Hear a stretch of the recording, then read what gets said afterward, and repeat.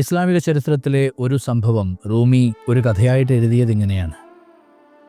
ഇസ്ലാം മത വിശ്വാസം സ്വീകരിക്കുന്നവരെ മുഴുവൻ അവിശ്വാസികളായിട്ടുള്ള ദുഷ്ടന്മാർ നിരന്തരം പീഡിപ്പിച്ചിരുന്ന കാലഘട്ടം.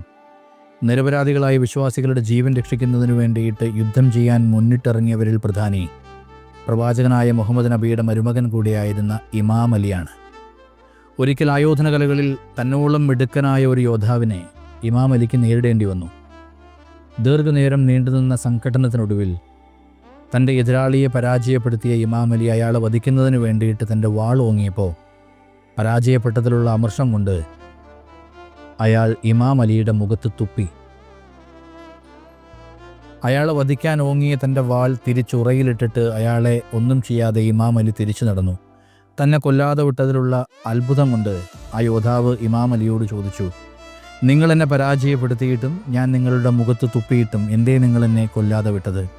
ആ ചോദ്യത്തിന് ഇമാം അലി പറഞ്ഞ മറുപടി ഇന്നും എന്നും ഒരു വലിയ പാഠമാണ്. ഇമാം അലി പറഞ്ഞ മറുപടി എന്താണെന്നറിയോ നിങ്ങൾക്ക്? നീ എൻ്റെ മുഖത്ത് തുപ്പുന്നതുവരെ ഞാൻ നിന്നോട് യുദ്ധം ചെയ്തതിനും ഞാൻ നിന്നെ കൊല്ലാൻ ഒരുങ്ങിയതിനുമുള്ള കാരണങ്ങളിൽ മുഴുവനും അള്ളാഹുവിനു വേണ്ടി നിരപരാധികളായ വിശ്വാസികളുടെ ജീവൻ രക്ഷിക്കുക എന്നുള്ളത് മാത്രമായിരുന്നു.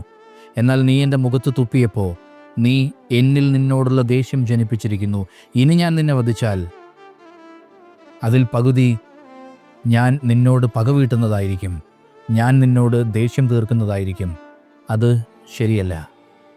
നോക്കി, നമ്മുടെ ജോലിയുടെ ഭാഗമായിട്ട്, ന്യായമായിട്ടുള്ള നമ്മുടെ ആദർശങ്ങളുടെയും വിശ്വാസങ്ങളുടെയും ഭാഗമായിട്ട് നമ്മുടെ പ്രവൃത്തികളാൽ മറ്റുള്ളവർക്കുണ്ടായേക്കാവുന്ന സങ്കടങ്ങളും വേദനകളും അതേ പ്രവൃത്തികളാൽ ഉണ്ടായേക്കാവുന്ന വലിയ നന്മകൾ കരുതി ചിലപ്പോഴൊക്കെ ന്യായീകരിക്കപ്പെട്ടേക്കാം.